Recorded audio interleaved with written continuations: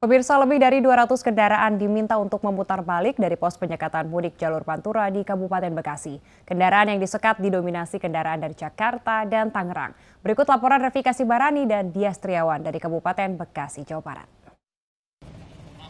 Pemirsa, di hari kedua pelarangan mudik Lebaran yang dikeluarkan oleh Satgas COVID-19 di titik penyekatan jalur Pantura, tepatnya di pos penyekatan Kedung Waringin Kabupaten Bekasi, ini pihak kepolisian dari Polres Metro Bekasi berhasil memutarbalikkan lebih dari 200 kendaraan terdiri dari mobil pribadi, kendaraan bermotor, hingga travel yang tidak mengantongi surat izin keluar masuk atau SIKM dan surat keterangan bebas COVID, sehingga hingga Jumat malam kendaraan yang diputarbalikkan ini didominasi oleh kendaraan roda 2 yang memang berasal dari plat kendaraan DKI Jakarta dan juga Tangerang yang memang didominasi oleh kendaraan yang memang membawa tas besar, sehingga disinyalir ini akan melakukan mudik oleh pihak kepolisian. Dan ketika dimintai berkas-berkas, akhirnya para pengendara tersebut pun tidak dapat menunjukkannya kepada pihak kepolisian. Akan tetapi untuk para pengendara yang membawa SIKM namun tidak membawa surat keterangan bebas COVID, di pos penyekatan ini juga menyiapkan pos kesehatan yang dapat melakukan rapid tes antigen. Kemudian nantinya ketika hasilnya negatif, maka para pengendara tersebut dapat melanjutkan perjalanannya. Dapat kami informasikan kepada Anda pemirsa bahwa selama larangan mudik yang dikeluarkan oleh pemerintah terhitung 6 Mei hingga 17 Mei mendatang, ini memang untuk penyekatan tidak hanya berada di gerbang tol saja, namun juga di jalur Pantura atau jalur arteri juga disiapkan. Seperti halnya di tempat saya melaporkan, maupun nantinya ketika masyarakat masih nekat untuk melakukan mudik, selain di tempat ini juga terdapat pos penyekatan Cubet Kabupaten Bekasi. Sehingga bagi Anda pemirsa yang masih nekat untuk melakukan mudik di tengah pandemi COVID seperti saat ini, Anda perlu berhati-hati. Dari Kabupaten Bekasi, Revikasi Barani, Dias Triawan, iNews melaporkan. Pemirsa, akibat larangan mudik lokal, pemerintah Kota Tangerang mengimbau warganya untuk melakukan mudik secara virtual. Jika terpaksa mudik, warga diminta untuk melengkapi dokumen SIKM.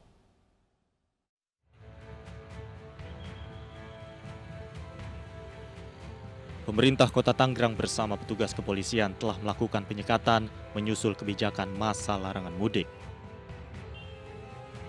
Wali Kota Tangerang, Arif Wismansyah, mengakui tradisi mudik di Kota Tangerang biasanya terjadi pada 2 hari jelang Hari Raya Idul Fitri.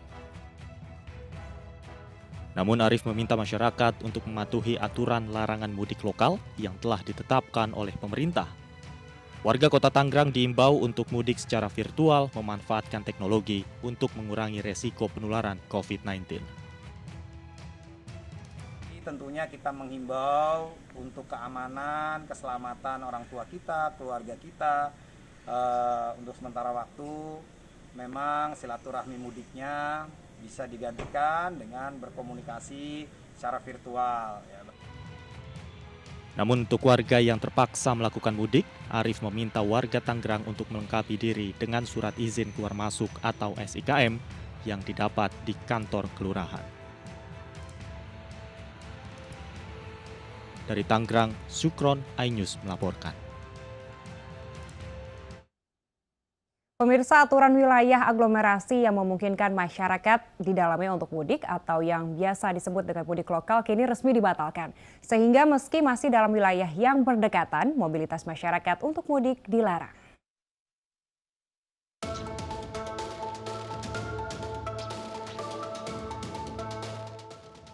Pemerintah resmi melarang kegiatan mudik lebaran di semua wilayah tanpa pengecualian mulai 6 hingga 17 Mei 2021. Aturan wilayah aglomerasi yang memungkinkan masyarakat di dalamnya untuk mudik kini juga resmi dihapuskan.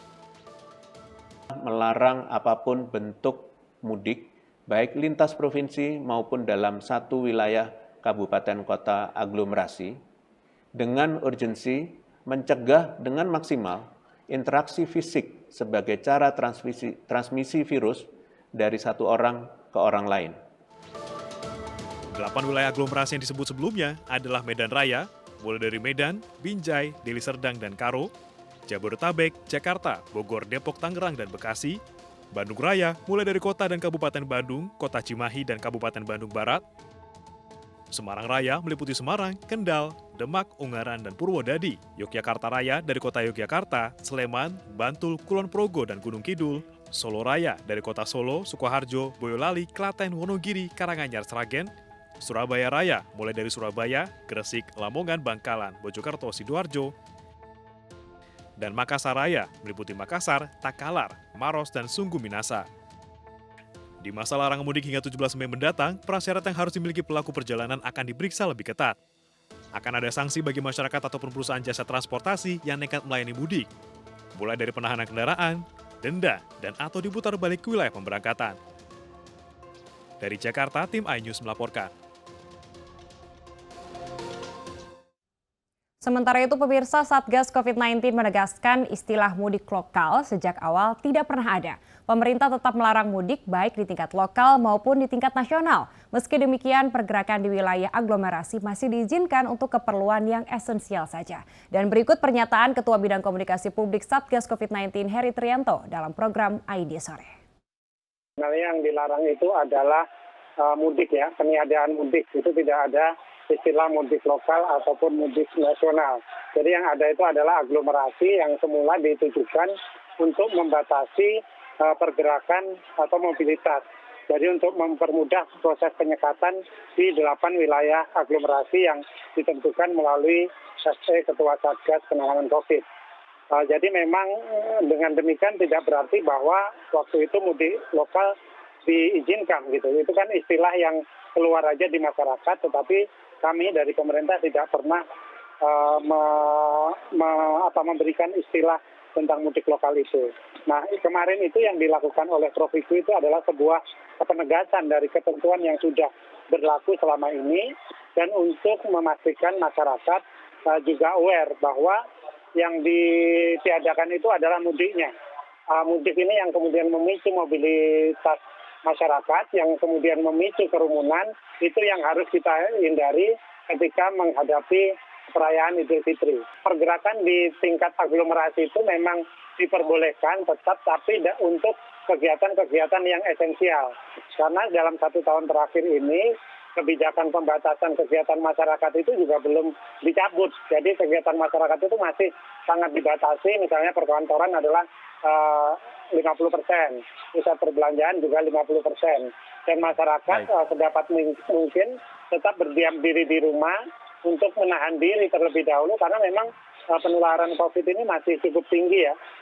Rasio positivity rate-nya masih di atas 10% dan kasus hariannya masih di atas 5.000.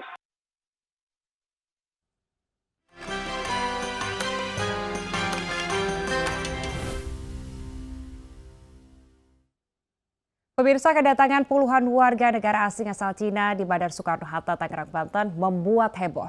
Mereka diharuskan mengisi dokumen kesehatan dan menunjukkan surat negatif COVID-19.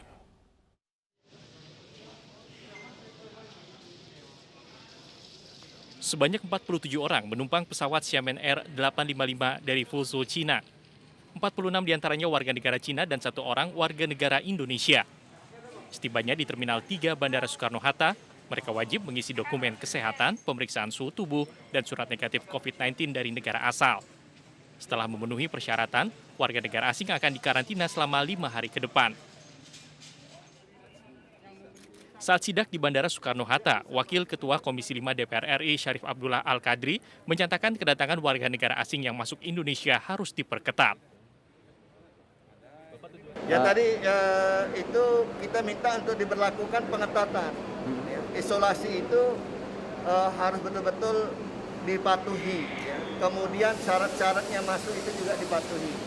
Yang kedua, tidak ada lagi kita dengar dari luar yang lepas tanpa kontrol, ya, tanpa adanya diisolasi terlebih dahulu, di karantina.